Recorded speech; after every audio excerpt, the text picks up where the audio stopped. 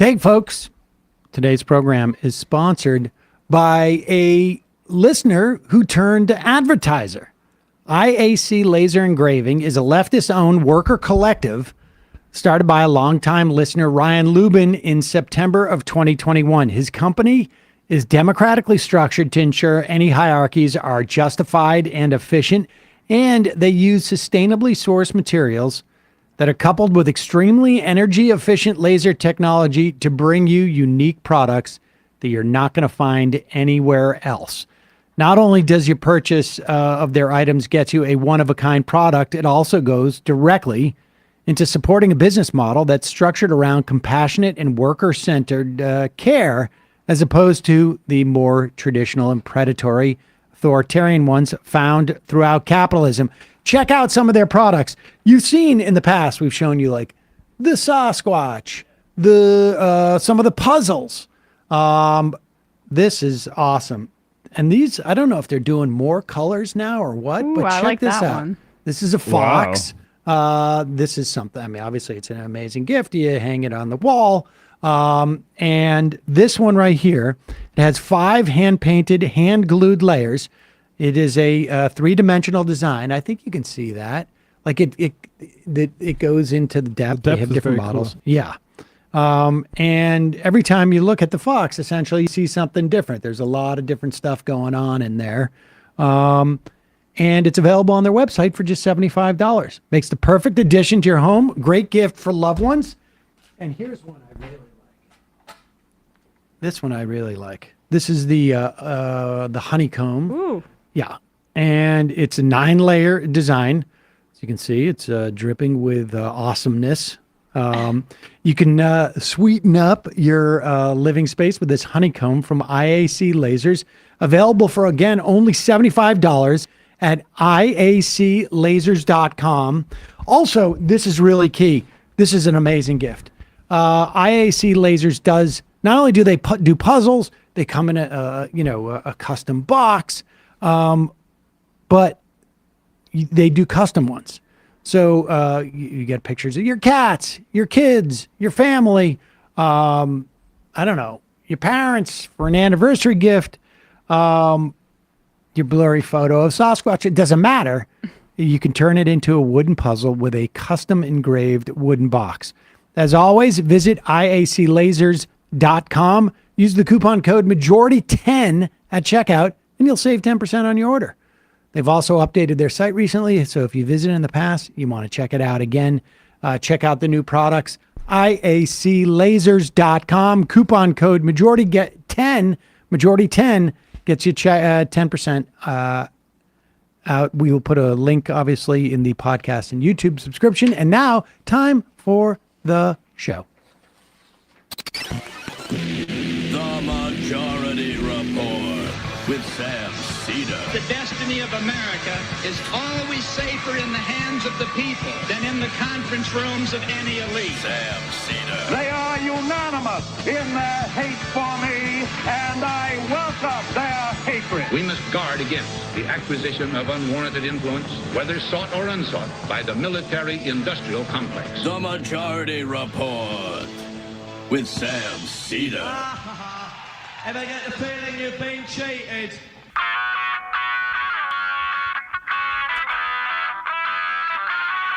It is Tuesday, August 29th, 2023. My name is Sam Seder. This is the 5-time award-winning Majority Report. We are broadcasting live steps from the industrially ravaged Gowanus Canal in the heartland of America, downtown Brooklyn, USA. On the program today, Biden administration chooses the first 10 drugs for Medicare negotiations. Meanwhile, Trump's bid to delay his federal election case rejected. New Hampshire Republicans in a civil war over Trump's ballot access. And as Mark Meadows tries to move his Georgia case to federal court, new poll shows Trump dominating the Georgia Republican primary. Meanwhile, in D.C., Kevin McCarthy laying the groundwork for the Biden impeachment. Buckle up.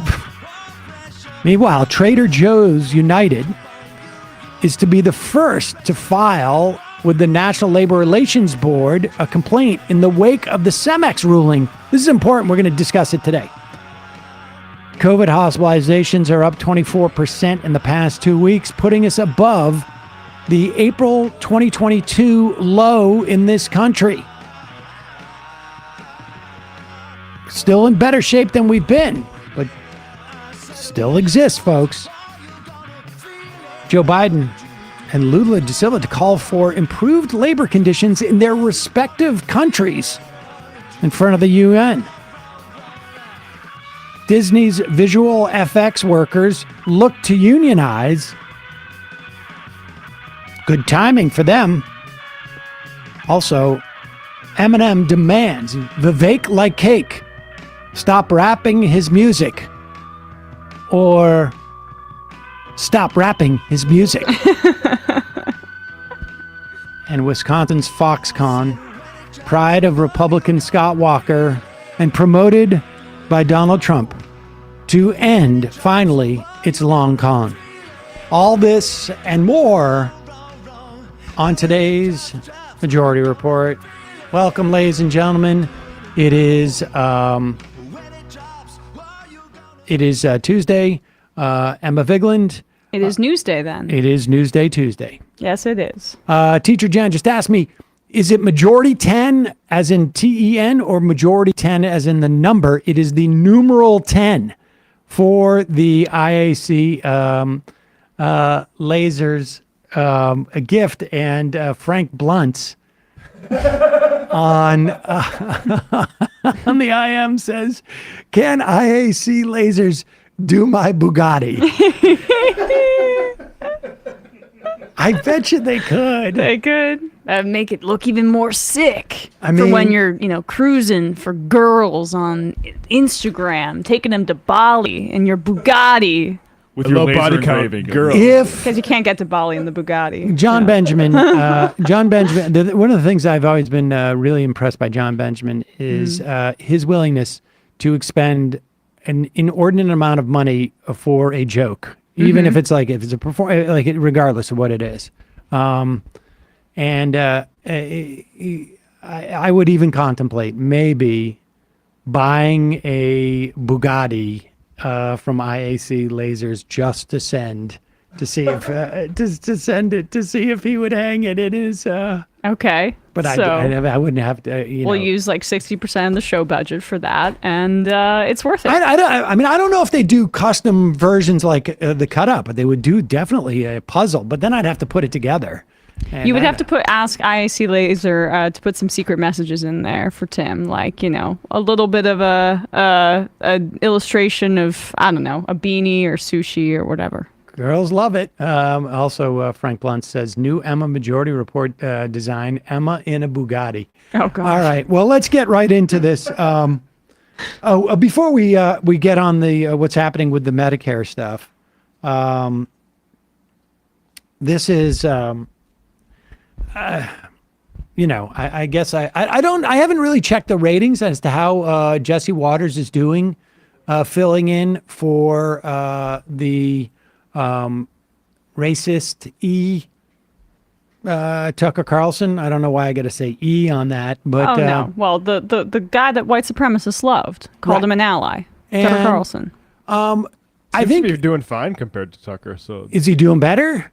It says there's this is from July 26th, but Fox News ratings surged 26% amid post-Tucker shakeup. I'm looking for something more recent. Oh, yeah. No, that's not recent enough, because that's... people might be the whole network, People are going to tune in to see what happens the day afterwards. This is just from the clip, because I can't... Jesse Waters' primetime has done particularly well, averaging 2.4 million viewers and approximately 60% jump. I can't continue reading that. Well, there you go. And now we get an idea of where that comes from. He's back on the Trump train. Still voting bloc. The mugshot has breathed new life into the Trump campaign and broadened his appeal to black Americans. Over the weekend, with the help of mugshot merchandise, the Trump campaign raked in over $7 million. Today, my garbage man told me he's buying mugshot t-shirts for everyone he knows this Christmas. The mugshot's up on the side of buildings in the inner city. The 2016 phenomenon's happening all over again. Trump won that election because of a laser-like focus on the forgotten man. A bond was formed back then that can never be broken. And there's a new forgotten man, the black man.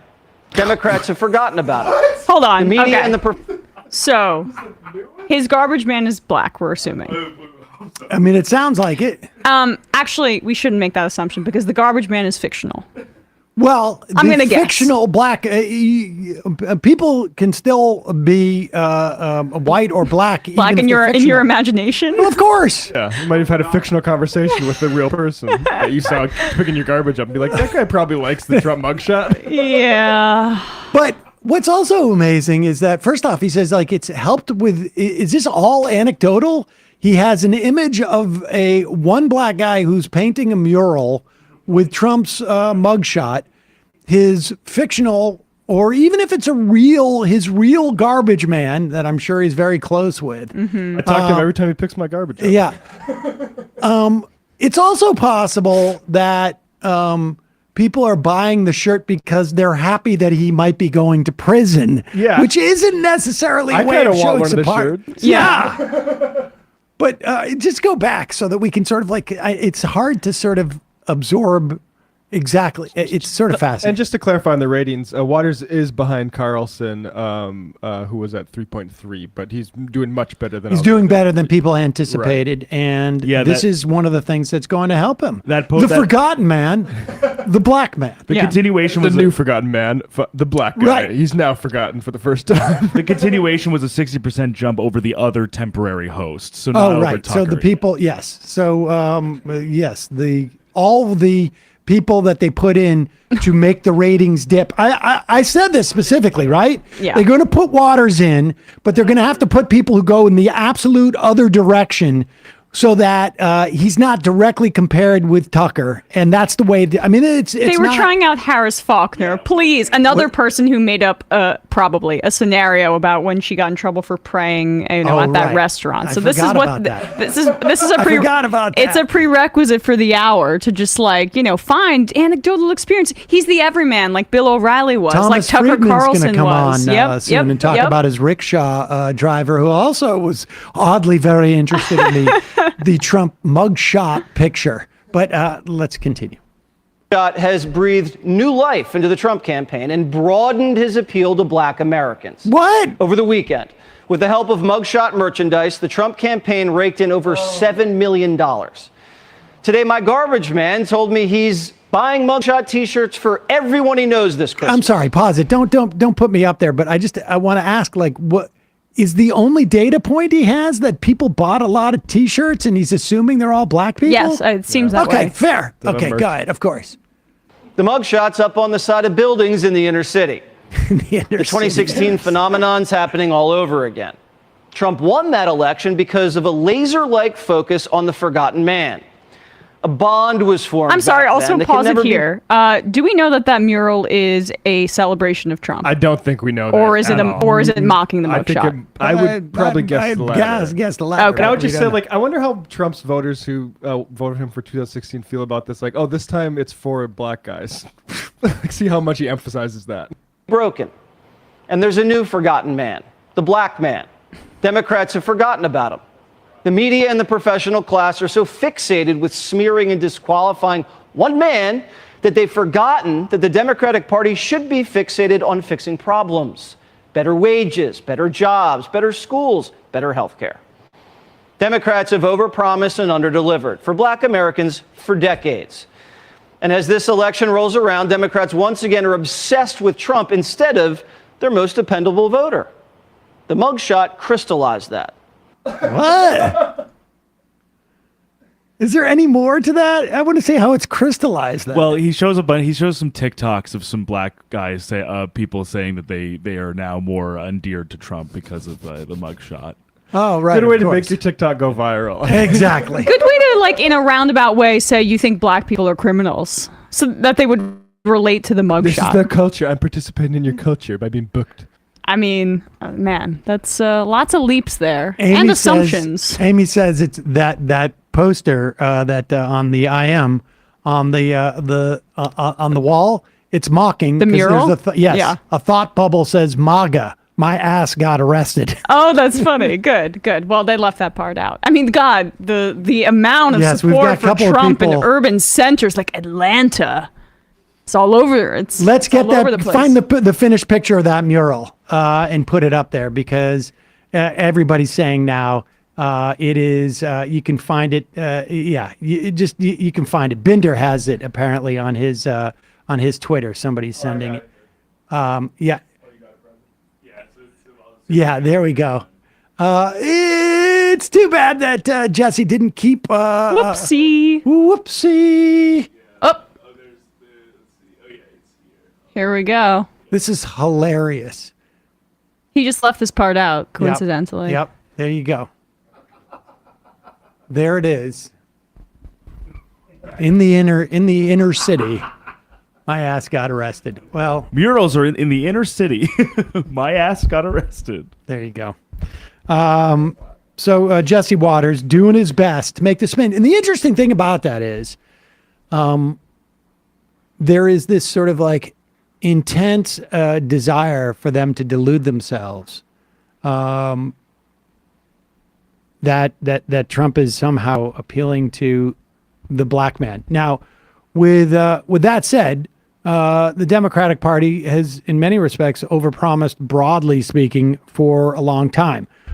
Some of that promise, not a lot of it, but some was delivered this week. We'll talk about the Medicare, hopefully, negotiations that are going to go forward, and this National Labor Relations Bureau ruling in just a moment. First, some word from our sponsors. Folks, this is one of those products that I was using a year or two before they became advertisers. It was just more or less a coincidence. It's fast growing trees. This is we're getting around the time where it's actually like there's a debate. Fall, late summer, early spring, those are the best times to plant your stuff. For me, anytime, and I'm talking zone 5, but for me, anytime that you can dig into the ground, great time to plant as far as I'm concerned. You could spend thousands of dollars this summer on planes, hotels, tourist traps, whatever it is, or you could spend a lot less money and get a beautiful garden that's going to give you years of pleasure with fastgrowingtrees.com. Fastgrowingtrees.com has thousands of easy to grow plants. They have shrubs. They got fruit trees and shade trees and evergreen trees. They have everything from Meyer lemons to, apples and plums, and I think they may have boysenberries, but I've gotten a lot of fruit trees from them. I have gotten like grass, like bunchy grass. Right. What do you call it? Like Kentucky bluegrass? Tall grass. I don't know what, but like 3 or 4 different varieties. Also, I got a bloomerang. It's like a tiny little lilac tree that blooms twice over the course of the summer. And it doesn't matter if you got a green thumb or not, because fast growing trees plant experts are just a Zoom or a chat or a phone call away. They are always available and eager to help. They could even walk you through your entire garden to help you solve problems that you're having with your plants and your trees. Plus, fast growing trees plant experts have specialized degrees in training to help you troubleshoot from root to leaf. It's like telehealth, but for your plants. Plus, there's a lot of pluses here. Fast Growing Trees has a 30-day Alive and Thrive guarantee. So everything's going to look great, fresh out of the box. Look, this is the beauty of Fast Growing Trees. You don't have to go to a big box store. You don't have to shove it in your car. They deliver it. They're always in great shape. I have never had a problem with any of these things. And they have a tremendous amount of varieties. Plus, they'll sell you a 5 or 6 foot tree if you want. And I've had, on multiple occasions, fruit that bears the next year. Join almost 2 million happy Fast Growing Tree customers. Go to fastgrowingtrees.com/majority now to get 15% off. That is 15% off at fastgrowingtrees.com/majority. And also sponsoring our program today, folks know I have been sartorially challenged for a long time. Less and less so these days. Yes, that is a nice shirt. Thank you. Yeah. But what I has really upped my game are my Roan shirts. And frankly, the commuter collection pants I have too, which I've really started to. I get stuck in a rut, and I will occasionally wear the same pair of pants for several days. I don't know if people notice that. I have not noticed that. Well, now unfortunately, I will be on the lookout. I'm always behind the desk, so nobody notices. That's why I stay here the whole time till everybody leaves. Look, men's closets were due for a radical reinvention. Roan has stepped up. Roan's commuter collection is honestly the most comfortable, the most versatile, the most breathable set of clothes I have ever known. The commuter collection, the shirts look like you would expect a really good looking, sort of formally, I don't know what you call them, button up, like a business shirt or like a high end dress shirt. When you wore that white one, exactly. I didn't even know it wasn't, I have since gotten a blue one as well, Very which nice. of course should become of no surprise to everybody because those are the two colors that I basically wear. But they have pants, dress shirts, quarter zips, and polos. And the thing is, it's a stretchy fabric that looks like sort of the old school fabric, which means that it's far more comfortable. Also, virtually completely iron free. You pull it out of the dryer, you hang it up. Within an hour, you don't have to iron it. Or go to the dry cleaner. Or you don't have to go to the dry cleaner. And it also, you can get away with wearing it, a couple of times without washing because they have this Gold Fusion anti-odor technology and you smell fresh and clean all day. Again, 100% washable. You can ditch the dry cleaner altogether.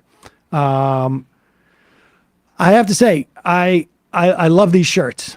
I have multiple ones now. I have the commuter pants. I bought another pair of shorts from Roan that weren't part of the commuter collection.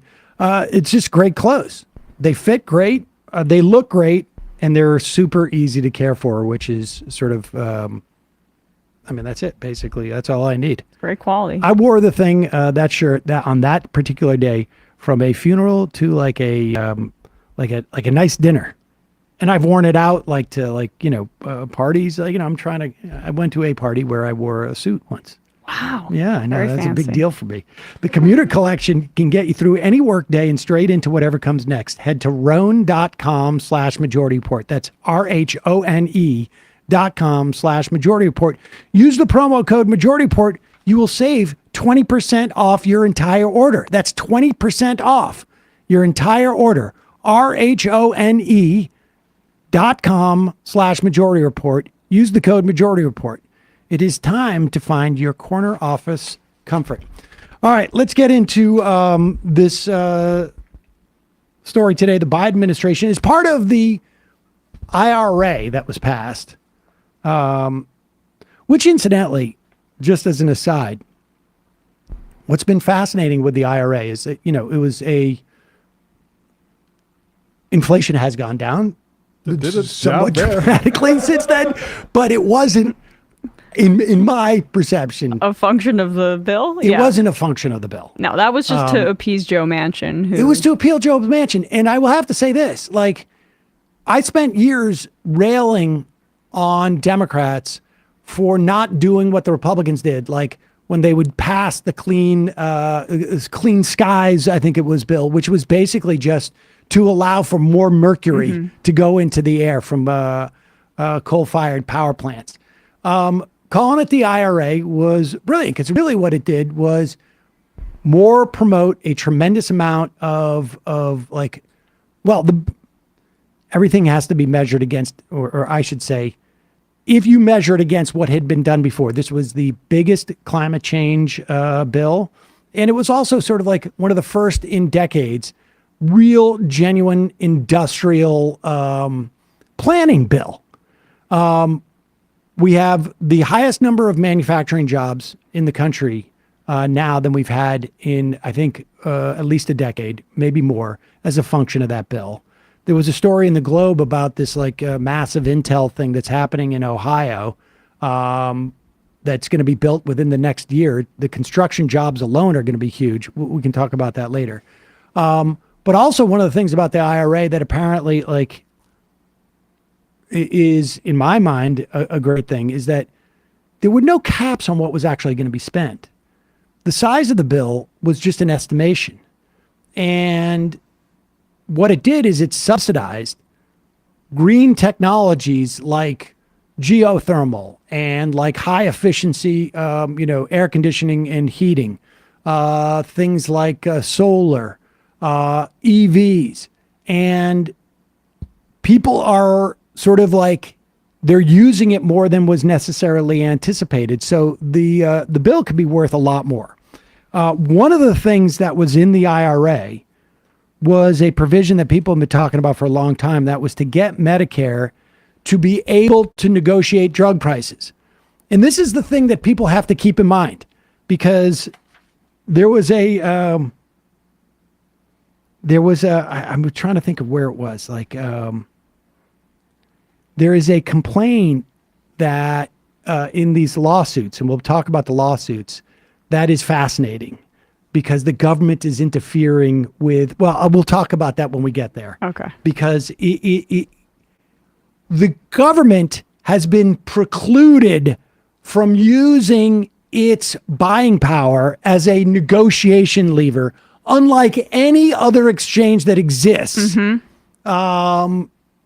just about anywhere, probably. I mean, it doesn't matter. Well, look over to the VA. The VA can negotiate, I believe, directly with these drug manufacturers, but not Medicare because of the 2003 law that artificially kept drug prices up for seniors and for seniors. And we should also say that the VA also has the ability to literally produce its own versions of generics.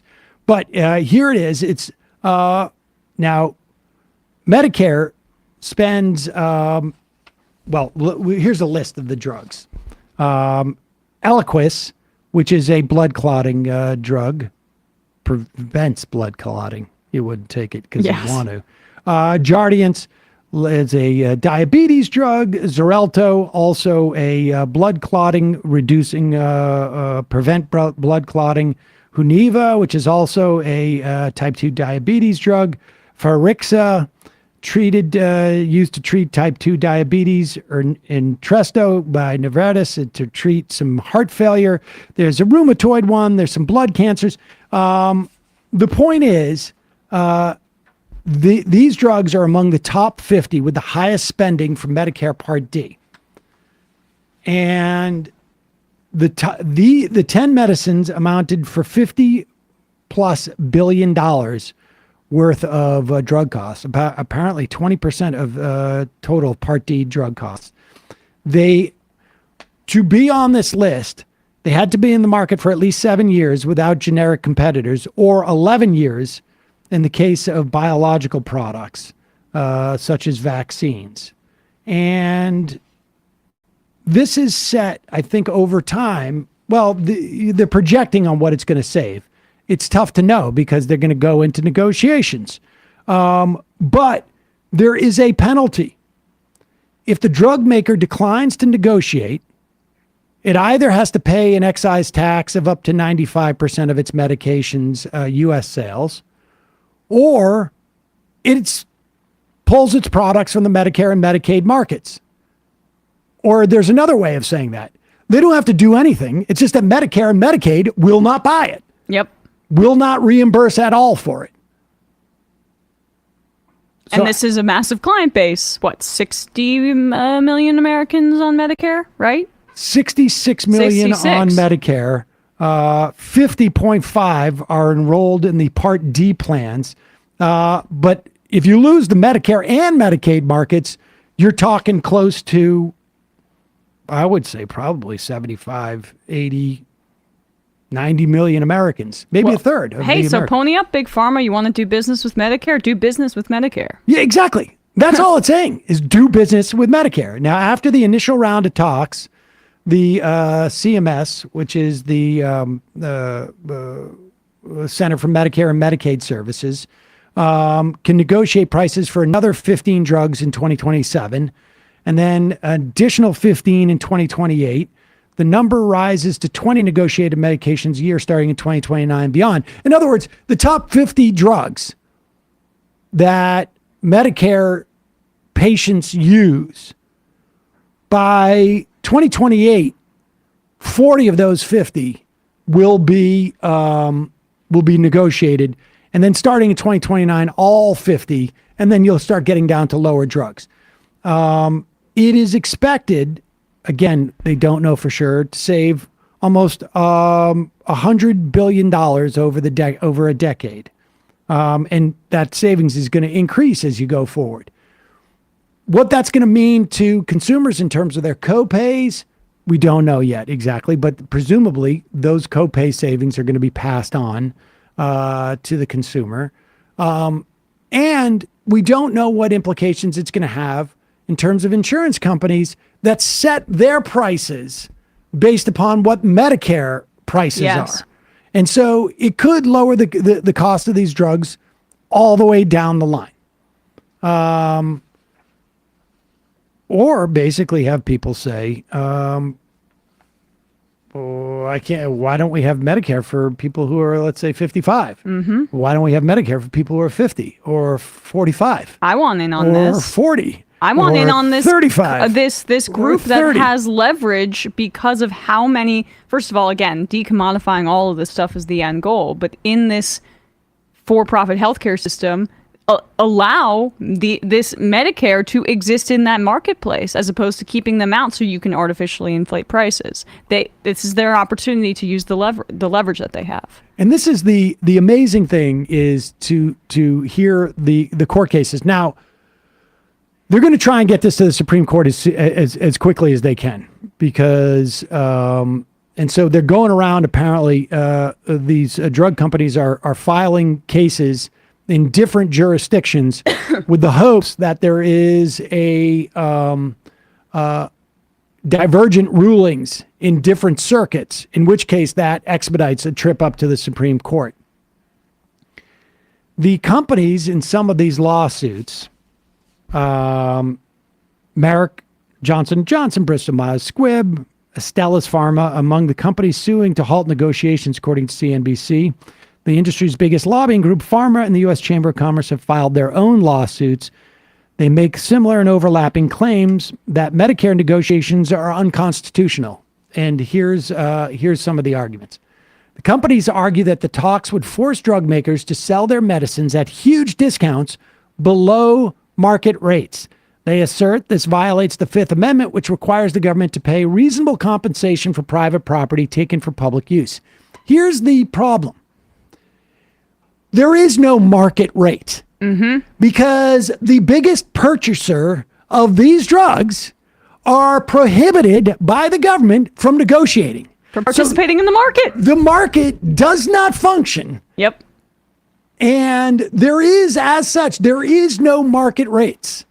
Fair, reasonable compensation is a function of supposedly like what buyers would presumably pay for this, in part also what the seller is going to have to take to, when there's a government taking, how much is going to cost them to put themselves in a similar situation later.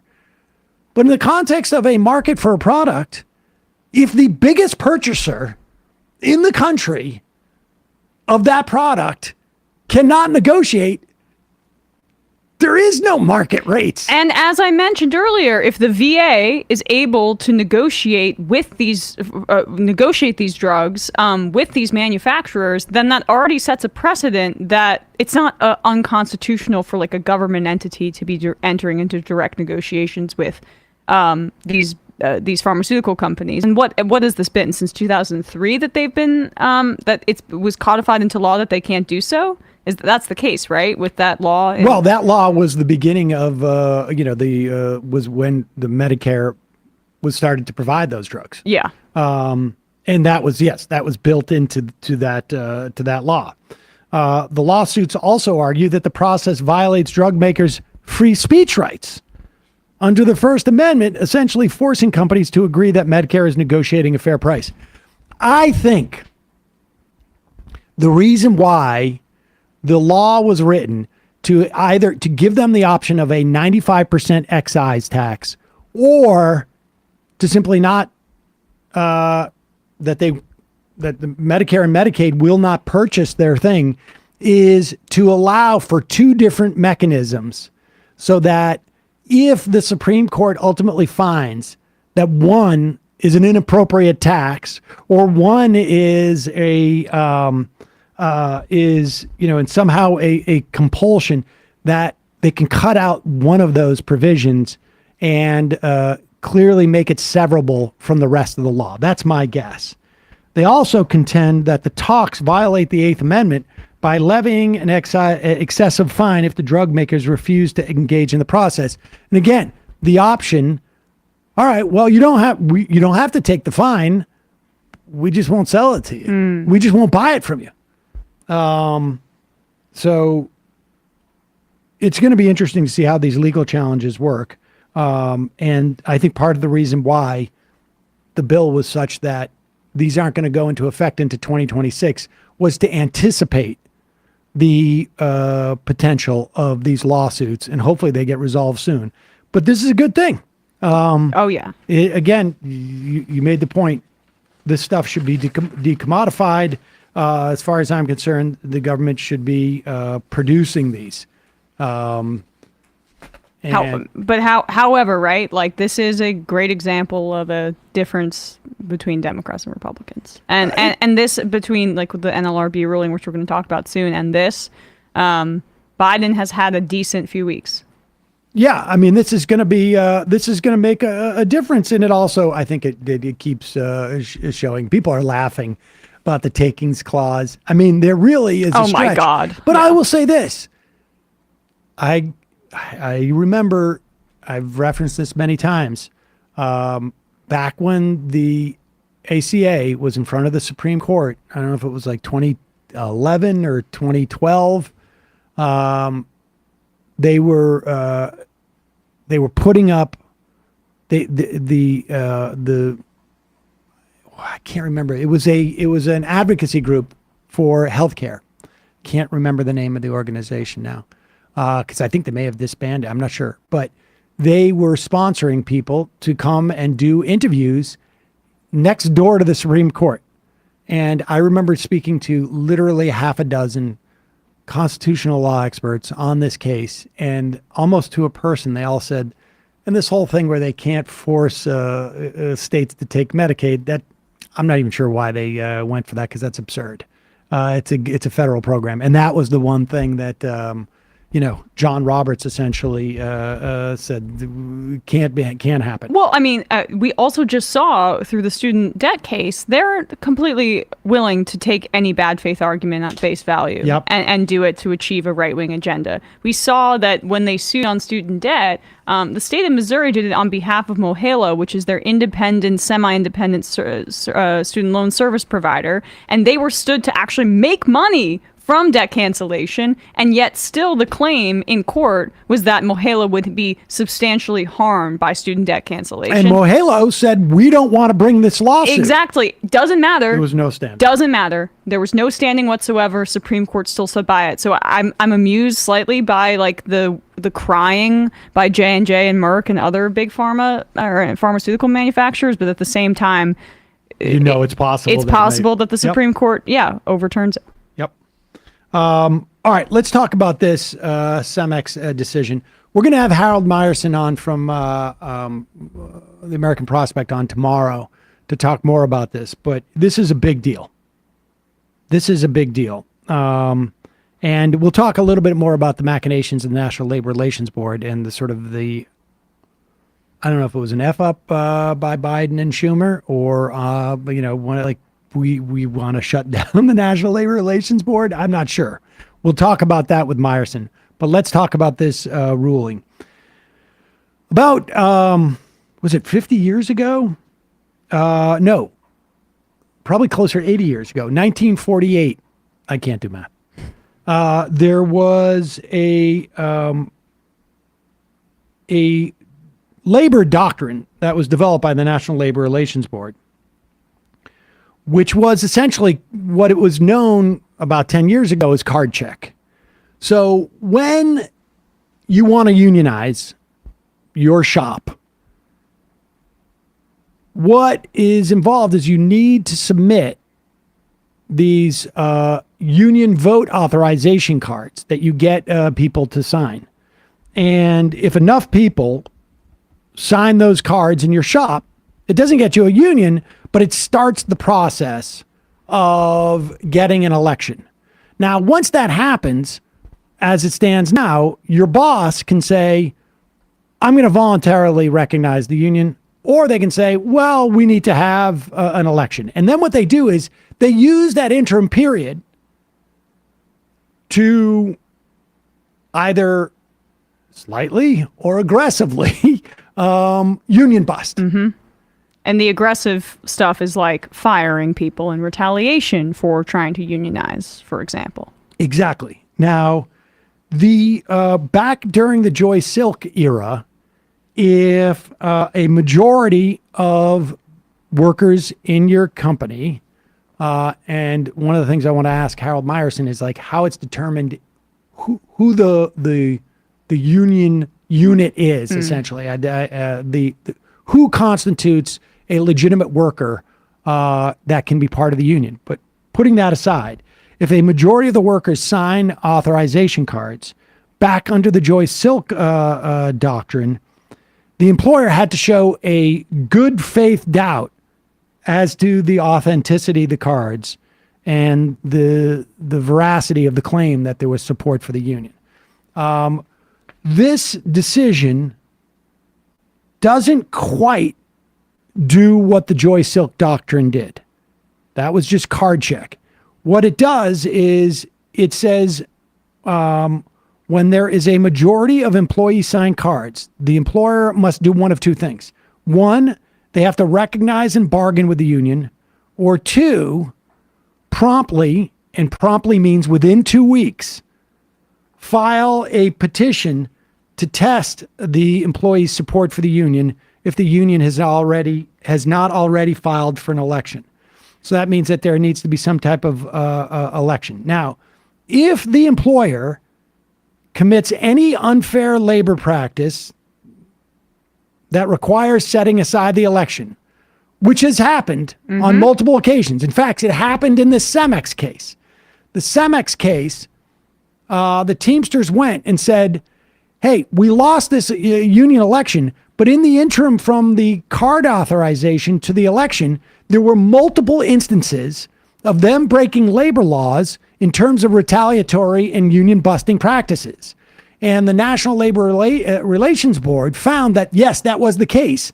And they passed a threshold because these violations were so blatant. They passed a threshold in which the National Labor Relations Board would set aside the election and call for a new one. Now, you remember this happened with one of the Amazon, not the first one, but one of the Amazon, the one in Alabama. Was that what it was? Bessemer? In Bessemer, yes. Yeah. Bessemer, there was 2 elections. And because they found that after the first election, the National Labor Relations Board found that that Amazon was engaged in practices that were union busting. I can't remember exactly what they were, but they were probably forced meetings. There was other things. And they called for a second election, and that election was lost. Under this new Cemex decision, Cemex doctrine, what would have happened is they would immediately, as soon as they, as soon as those union busting things were done, the union would have submitted to National Labor Relations Board, and the board would say, "There's no election. There's a union now." Yeah. that you are now penalized. So it gives a little more room for the employer to sort of like challenge the idea of a union, but it maintains a very, very specific behavioral requirements of the employer, or you just end up going into full-on union. You got to go bargain. So you don't have to, and it lowered the threshold again to issue a bargaining order rather than rerun the election if it finds employer committed unfair labor practices. Promptly, again, 2 weeks with the union's demand for recognition. And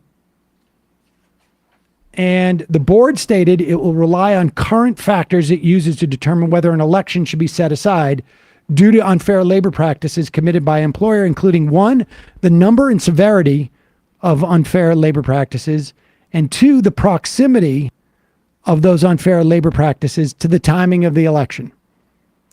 And also the size of the bargaining unit and the margin of the vote, which theoretically would not take place in this instance unless, they're reviewing after the fact, and the number of employees the misconduct reach. So they're using more or less the same standards they have now in which they would reissue a vote. But instead, if that's triggered, you just get the union.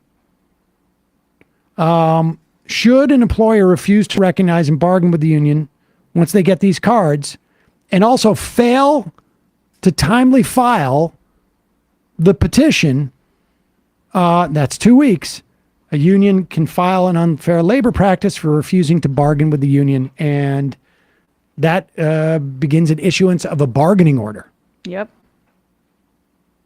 So essentially, and I'm just trying to understand fully myself here, if in the period after the election is called for, the employer engages in union busting tactics, essentially card check is triggered.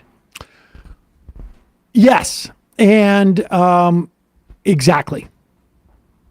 If between the time that the cards are delivered and the employer says we're not going to voluntarily recognize, they have 2 weeks to file a petition with the National Labor Relations Board for some form of, presumably an election. Yeah. Within that period from when the cards are delivered to the election, if there are unfair labor practices, like we've seen time and time again, yep, practiced by the employer, the election takes place, or even, I guess, you could file beforehand. Maybe that's a question for Harold Meyerson. And if they find that, then boom, that's it. There is a union and a bargaining order. Yep. And that's just a stick for these employees. Like, this is really a step forward, given what the dynamic that we've described. Like with Starbucks, for example, they have unlimited resources to get tied up in litigation surrounding their unfair labor practices, or in terms of like their, union busting, right? That's not going to solve the problem. The problem will be solved if there's an easier path to unionization that precludes them from engaging in the practices and then cleaning it up with money later. Yeah, there's just sort of like a it really makes it hard to union bust in the way that they've been doing it up to this point. They find a novel way of doing it. There was also a revival of an Obama era national labor relation regulation that speeds up the election process.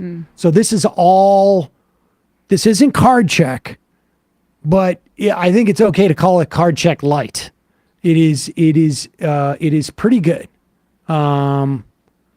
So this is good stuff.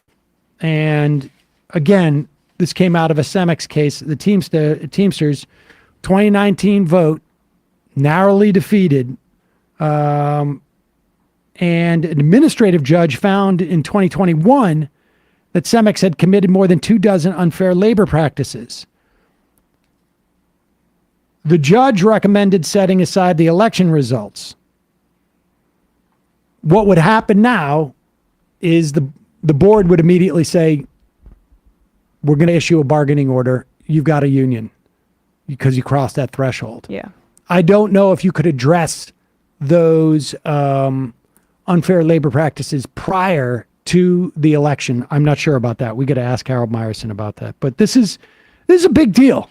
And they did it just under the wire because the National Labor Relations Board is going to lose essentially its quorum to be able to make big policy changes. My understanding, and again, I'll ask of Harold Meyerson, is that they're still going to be able to rule on stuff. And there'll still be a majority of Biden appointees versus Trump appointees.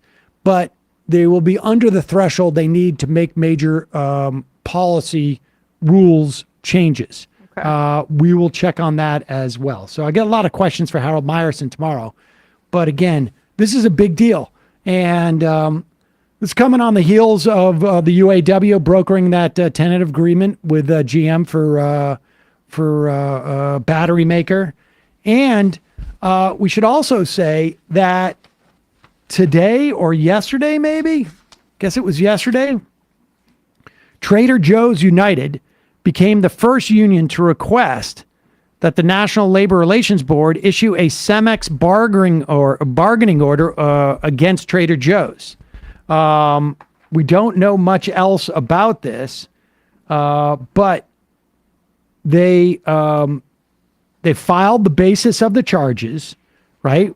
Unfair labor practices. Some were like captive one-on-one meetings, captive audience meetings, prohibiting union literature on bulletin boards, prohibiting union literature on break room tables, prohibiting union campaigning 24 hours before the election. The basis of the charge, I can't even read it because it was just an image, but this could be the first one where we see Trader Joe's get a bargaining order off this CEMEX ruling. And it also applies to any pending applications for elections. That's or incredible. authorizations too. So this is good stuff. So that applies to, even though this ruling is issued at the end of hot labor summer, as it's called, it applies to all the actions previously, right? I mean, that Disney, and this is, doubly sort of delicious for me because Disney is trying to tear apart the solidarity between amongst the writers union and between the writers and actors. Full disclosure, I am a member of SAG-AFTRA. I have been for 30 years. Wow. Oh my God. It's terrifying. What? Sorry. Yeah. Just move on from that thought. The visual effects crew at Disney Studios filed with the National Labor Relations Board for an election to unionize. A supermajority, 80% of the 18 in-house VFX crew members at Disney signed authorization cards. This is it was written up yesterday. So the ballots, they voted to unionize beginning August 21st. The election's going to happen. It's going to change.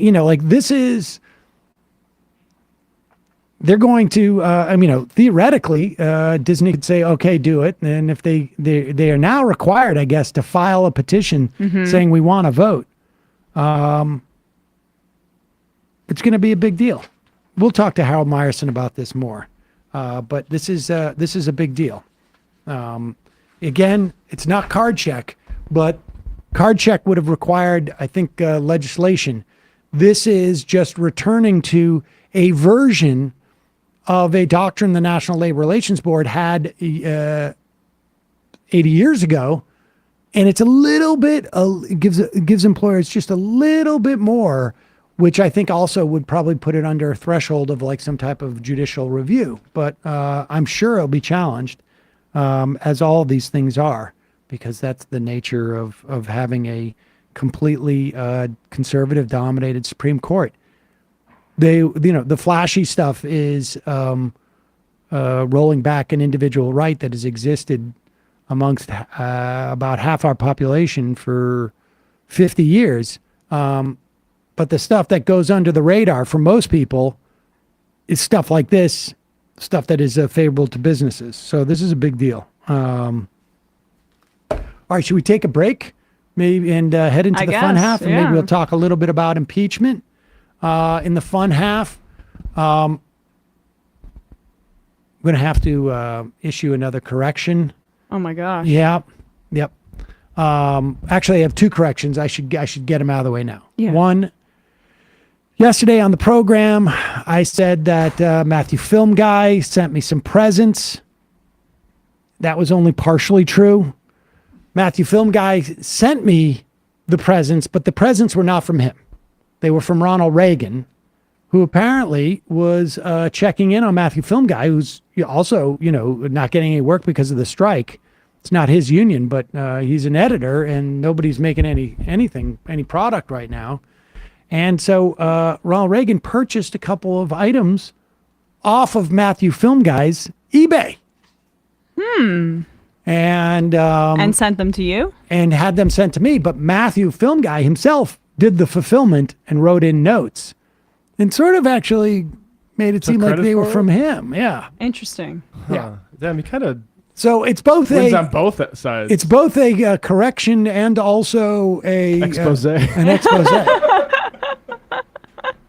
Also, I double self-dealing here, buddy. Now we know. We did an extended talk about the inaccuracy of an IM that we received on Friday because Jesse Singal was very upset at how the IMer conflated Jesse Singal's support and promotion of Jamie Reed's now really discredited affidavit. He the IMer, I don't know their gender. The IMer conflated Singal's promotion of one part of the affidavit for the promotion of a different part of the affidavit, and we corrected that. Yeah. And also, one of the things I noticed, and I feel like maybe I wasn't clear over this enough because Jesse does seem to still have some issues. But I don't know if we're going to be able to solve all of them. Well, we're not going to be able to solve all of them, but I want to make something clear. I did not retract or correct Emma's statement that Jesse was a garbage person. And a transphobe.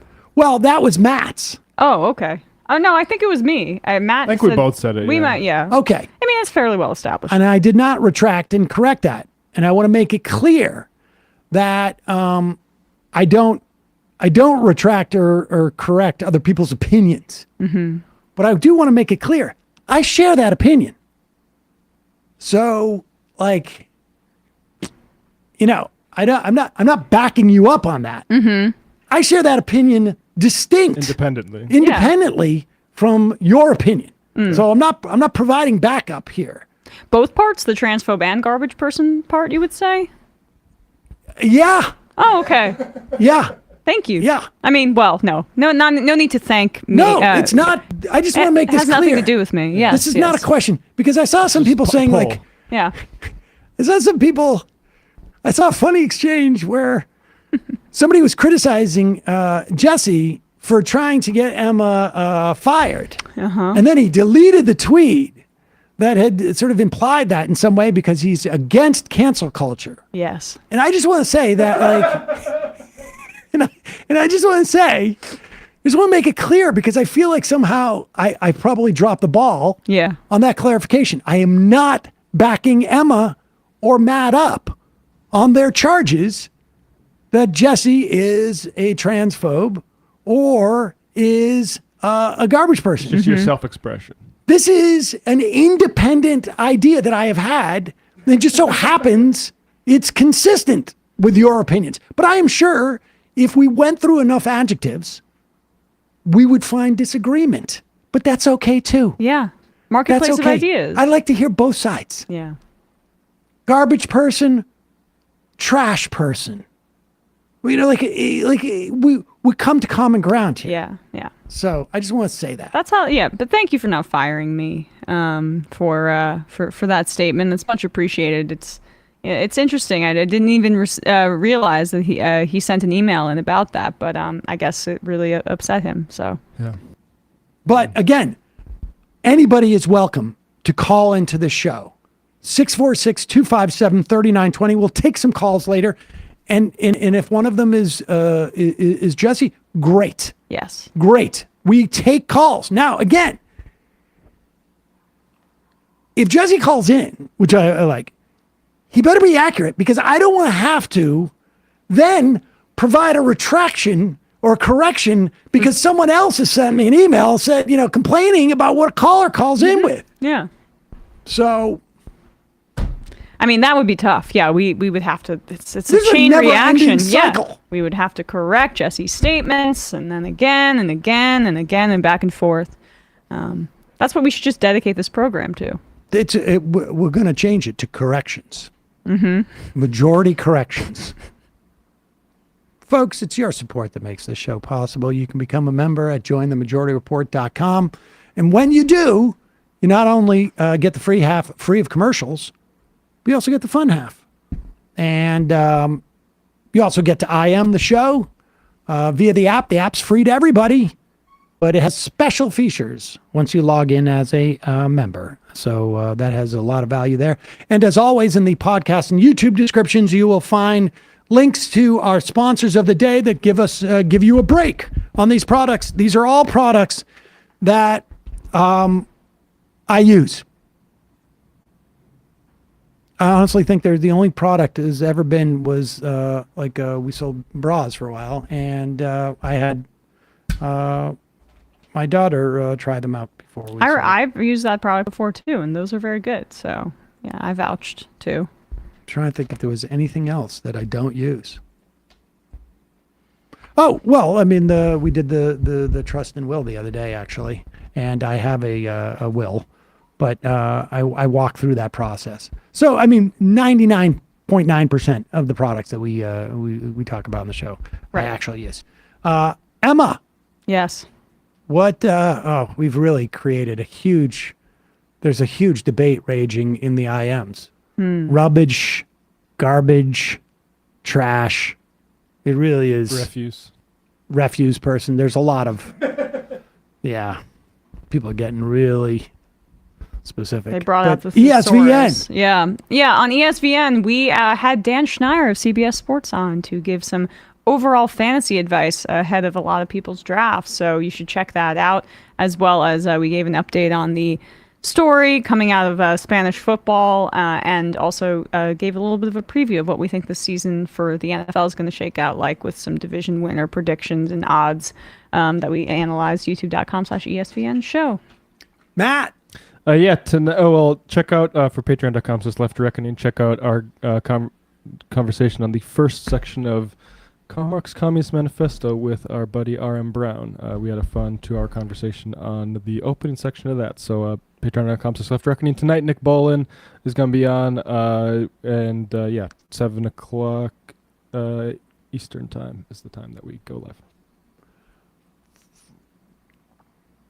646-257-3920. I had a little bit of a little Mitch McConnell moment. Oh. 646-257-3920 is the number. We'll see you in the fun half.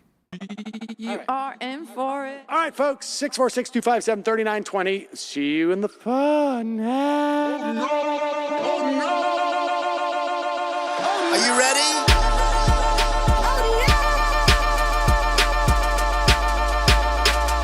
Who sent us this? Anarchy. Alpha males are back. Boys back. And the alpha males are back. Just as delicious as you could imagine. The alpha males are back. Boys back. And the alpha males are back. Just wanna degrade the white man. Alpha males are back. I take all of it to my throat. Alpha males are back. Snowflake says what? The alpha males are back. You are a madman! And the alpha males are back. Oh no, Sam Seder! What a fucking nightmare! Bring back DJ Danner. Yeah, or a couple of them. Just put them in rotation. DJ Danner. Well, the problem with those is they're like 45 seconds long, so I don't know if they're enough of a break. That's fucking nonsense. See white people doing drugs, they look worse than normal white people, and all white people look disgusting. And the alpha males. Psych. Fuck them. Fuck them. Oh. Snowflake says what?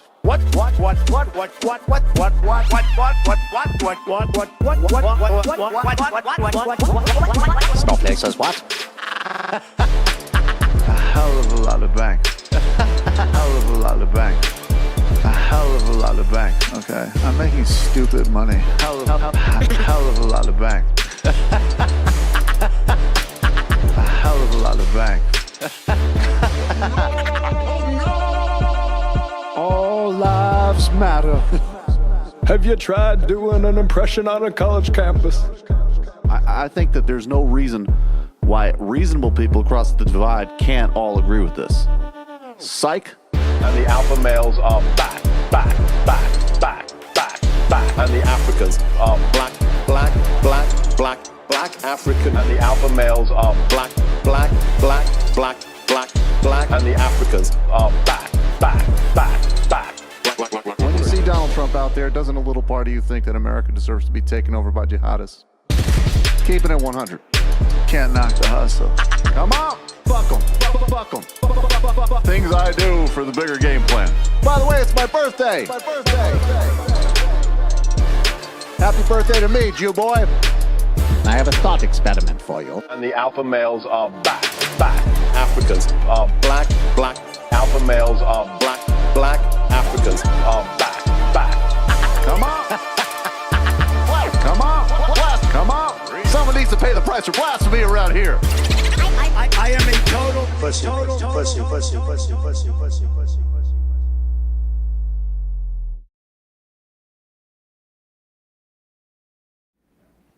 We are back, ladies and gentlemen. It is the fun half of the Majority Report. Sam Seder, Emma Vigland.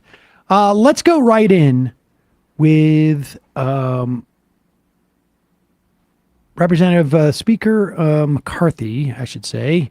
Not Representative Speaker McCarthy, but Speaker McCarthy.